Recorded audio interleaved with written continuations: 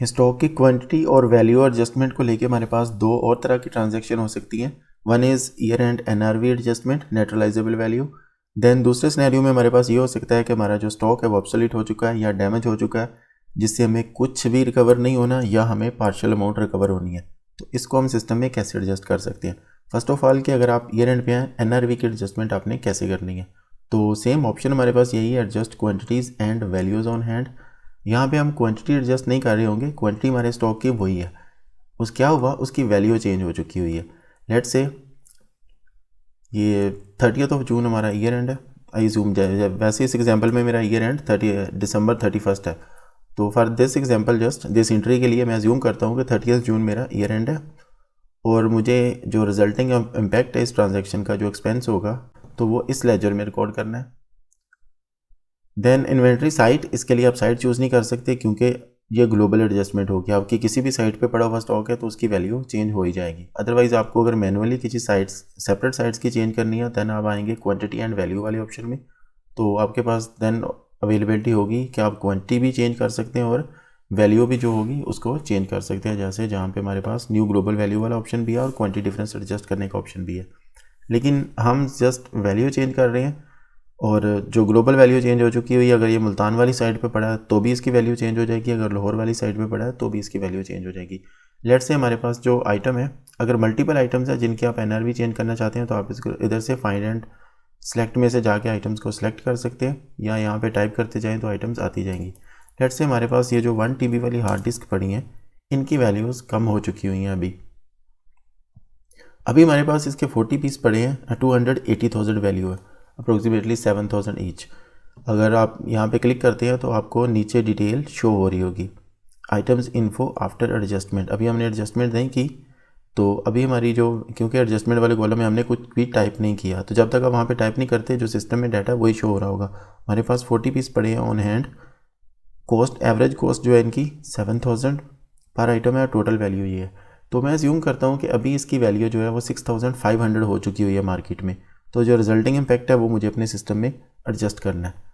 तो हमारे पास 40 पीस पड़े हैं, या तो आप कैलकुलेटर पर एडजस्ट कर सकते हैं, अदरवाइज क्विक बुक में आपको प्रो टिप है कि आपको कैलकुलेटर यूज़ नहीं करना पड़ता। किसी भी आप फील्ड में होते हैं जहाँ पे आपने नंबर्स इंटर करने होते हैं, टेक्स्ट वाले फील्ड में नहीं, जैसा कि ये टेक्स्ट फील्ड है, यहाँ पे हमने नंबर इंटर करने होते हैं। नंबर वाले फील्ड में आप कैलकुलेटर वाला कोई भी साइन यूज़ करेंगे, कैलकुलेटर स्टार्ट हो जाएगा, plus minus divide what ever.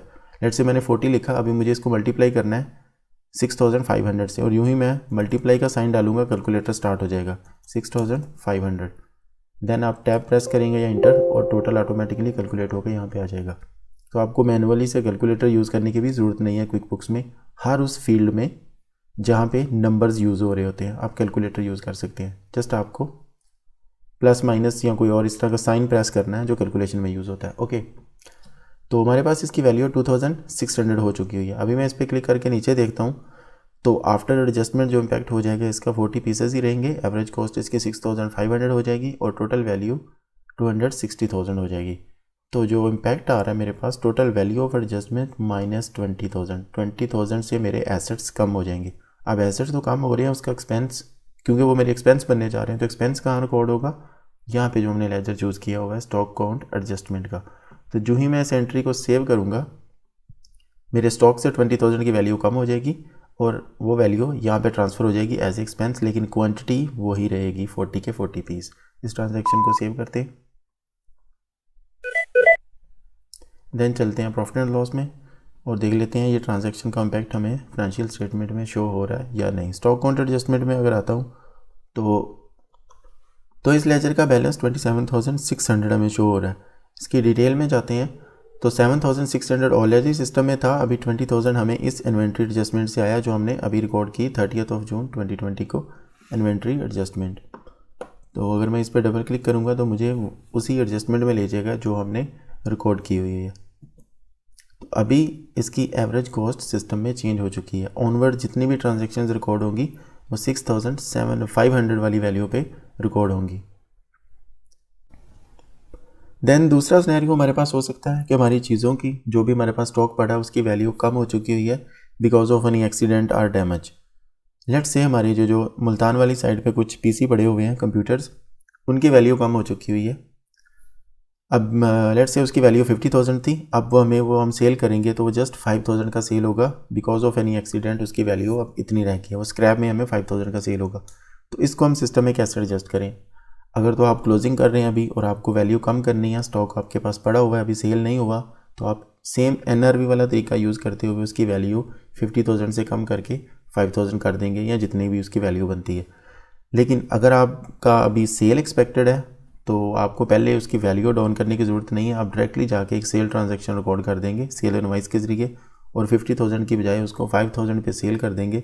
Resulting impact जो भी होगा वो आपके कॉस्ट में चला जाएगा, टोटल कॉस्ट उसकी बुक हो रही होगी, बाकी खुद ब खुद ही सिस्टम उसका लॉस आपके सिस्टम में रिकॉर्ड कर देगा। देन इसके अलावा एक और सिनेरियो हो सकता है कि यही जो हमारे सिस्टम डैमेज हुए, अभी हमें इनमें से कुछ भी रिकवर नहीं होना, वो गए तो बस गए, अभी ज़ीरो वैल्यू है, तो इसको हम कैसे एडजस्ट कर सकते हैं? दिस मीन्स कि अभी ना उनकी कोई क्वांटिटी है और ना ही कॉस्ट है।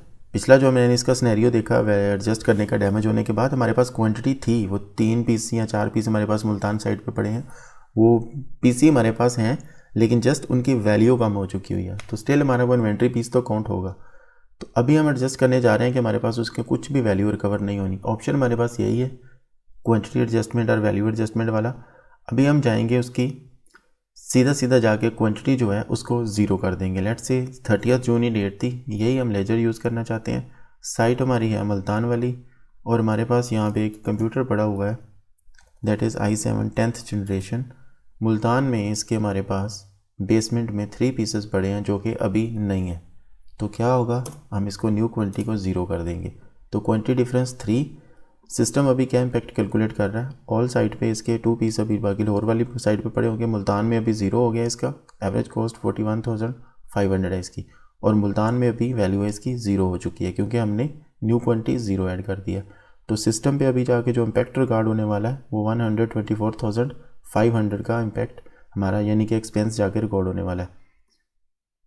तो सेम ये तो क्वांटिटी एंड वैल्यू वाला ऑप्शन भी यूज़ किया जा सकता है। यहाँ पे आपको इसकी ग्लोबल वैल्यू शो होती रहेगी, लेकिन हम जस्ट क्वांटिटी ज़ीरो करेंगे तो भी बात वही बनेगी सिस्टम में जाके।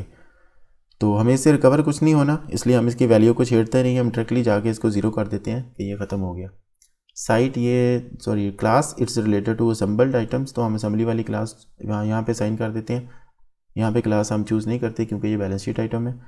और इस ट्रांजेक्शन को अभी मैं सेव करता हूँ तो हमारा 124,500 का एक्सपेंस और बढ़ जाएगा, और हमारा ये जो आइटम मुल्तान पे बढ़ी थी ये वहाँ से ख़त्म हो जाएगी।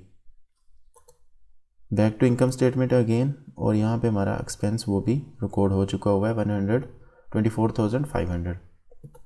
अभी अगर हम उस आइटम को जाके देखते हैं क्या हमारे पास वो स्टॉक में शो हो रही है या नहीं, then you have to go inventory stocks items by bill location, then we will go in Multan and basement. ये बेसमेंट में पड़ा हुआ था, अभी ज़ीरो शो कर रहा है, पहले इसकी क्वांटिटी थी। अगर हम इसकी डिटेल में जाते हैं तो हमारे पास पहले ये 3 पीसेस थे जो हमने ट्रांसफ़र किए थे 31 मई को, देन 30 जून को हमने इसको ज़ीरो कर दिया कि ये डैमेज हो चुके हुए, हमें से कुछ भी रिकवर नहीं हुआ।